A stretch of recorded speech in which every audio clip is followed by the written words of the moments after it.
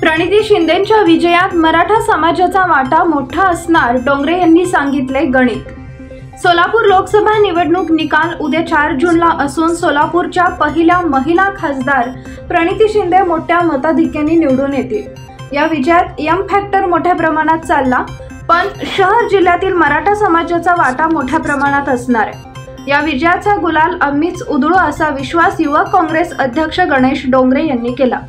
मराठा समाजाची भाजपाने आरक्षणासंबंधी वेळोवेळी केलेली फसवणूक व आंतरवाली सराटीमध्ये महिलांवर केलेला पोलिसांकडून लाठीचार्ज मराठा समाज विसरणार नाही। तसेच मनोज जरांगे पाटील पॅटर्न संपूर्ण महाराष्ट्रभर चालला।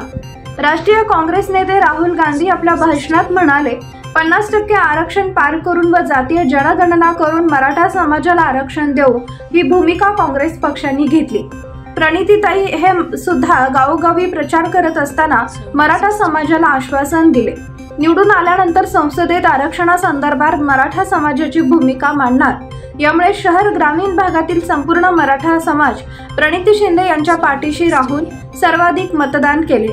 1 लाखाच्या मताधिक्याने ताई निवडून येतील असा विश्वास गणेश डोंगरे यांना आहे।